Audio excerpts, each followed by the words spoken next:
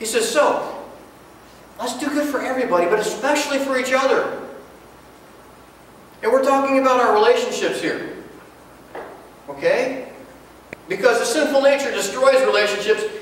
Sowing towards the Spirit builds up and encourages each other. He says, don't grow weary. Sometimes you're going, man, I don't feel close to anybody. I've been going there for 2 years or 10 years or 12 years. And well, okay, let's take an inventory.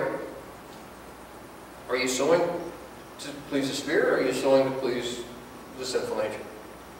Okay, we got through that? All right. We committed to sowing to please the Spirit. Don't get weary. You know, I've given, I've given, I've given. I hope, I pray, I'm patient. And it seems like this person isn't changing, or this relationship isn't changing. And he said, don't grow weary of doing good. And he says, in a proper time, there will be a harvest. There will be a harvest. And you will have to come to terms to where you were sowing. If you don't feel close to anybody, maybe you need to ask yourself, how much time, energy, and resources will I put into those relationships? Or maybe I've been sowing to please the sinful nature, where I want to compare myself, feel better about myself, look down on, judge somebody else. How do you be a spiritual person and have relationships? Well, it has to do with the Spirit, okay? It has to, it's not a law. The law is not, you've got to be here every time that door opens. That you've got to give 10%. And you've got to be here at least every other Wednesday night. No, no, no, no, no, no, no, no, no. Here is the spiritual law. Where are you sowing? Because that's where you're going to be reaping.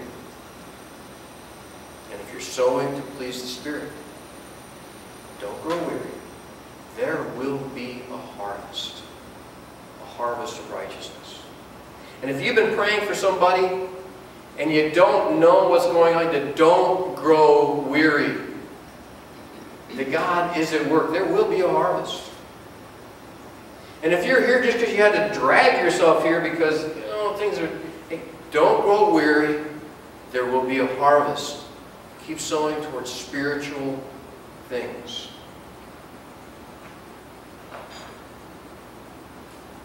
And we're going to take the Lord's Supper. And you're going, oh, you know, it hasn't really made that big difference to me for a long time. And every week, Gary says, okay, we're going to take the Lord's Supper together, and I just kind of turn off. Okay, that means we're getting close to the end. No. We take the Lord's Supper because it directs where we're thinking. It reminds us of the sacrifice of Jesus. It reminds us of our forgiveness. It reminds us we are clean. It reminds us we are just as clean as everybody else because of what Jesus has done for us. It reminds us of those things. Don't grow weary in sowing towards the Spirit, pleasing the Spirit. This week, we're going to remind each other what we have in common. That sacrifice Jesus has made. We're going to remind each other how much we're loved.